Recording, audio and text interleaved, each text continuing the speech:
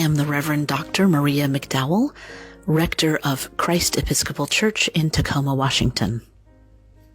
In the Christian East, our salvation rests in the conviction that in Jesus, God became human so that humans might become God.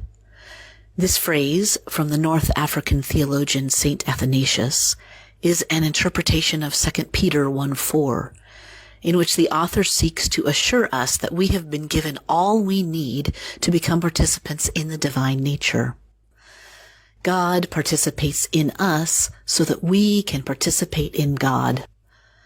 Further, this theology of theosis, or divinization, is rooted in the fundamental conviction that salvation is about healing our relationship with God, one another, and all creation.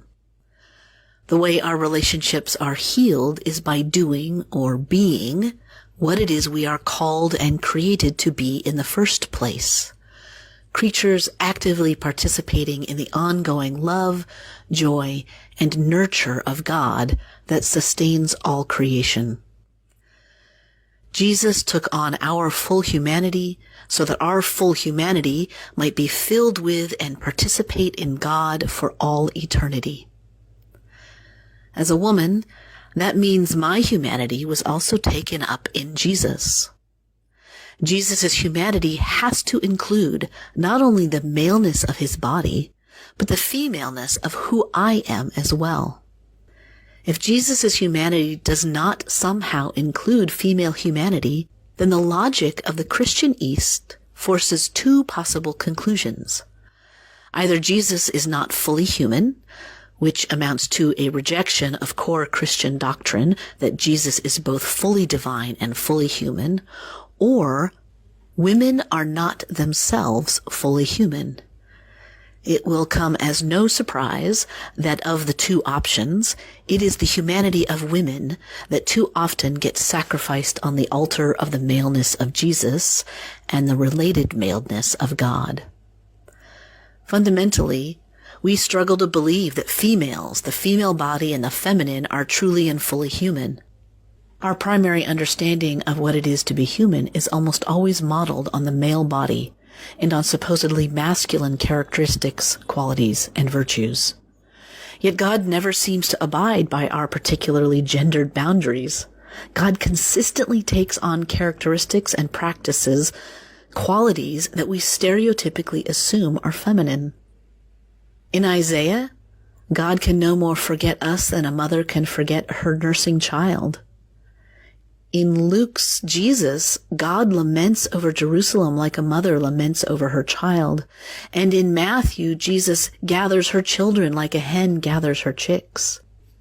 God is a shepherd who gathers lost sheep, a woman who finds a lost coin, and a father who welcomes back a lost son. The femininity of God shines through even our highly patriarchal texts. Almost as if even the power of patriarchy cannot quench the awesome fullness of the God in whose image we are all made. One of the insights of contemporary queer theology is the way it calls into question whether there really are masculine or feminine characteristics or qualities, drawing attention to the fluidity we see in the expression of people's biological and gendered selves.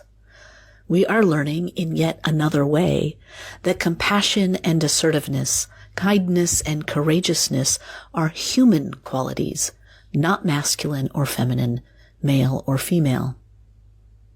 Contemporary queer theology helps us develop the ancient insight that all of humanity is born in God. One of the ways in which the ancient Christian world recognized this is in the body of Jesus, a body which comes from the body of a woman. Whether we in our modern era believe in the virgin birth, in the ancient world, the assertion that Jesus was born without the flesh of a man meant that the flesh of Jesus, unlike any other human being, was the flesh of a woman. The 10th century abbot Simeon the New Theologian made abundantly clear to his male monastics that the body of Jesus they consumed each Sunday, a body which sacramentally transformed their bodies, was flesh from a woman. A woman contained the universe in her womb and gave that universe her very body, so that that body, filled with and transformed by the divine, makes possible the filling and transforming of all our bodies and all of creation. This is the theology of a divine feminine and a divine masculine. It is the theology of divine participation in all of creation, so that all of creation, by taking on the fullness of God in our bodies, is able to participate in the flourishing of creation with God.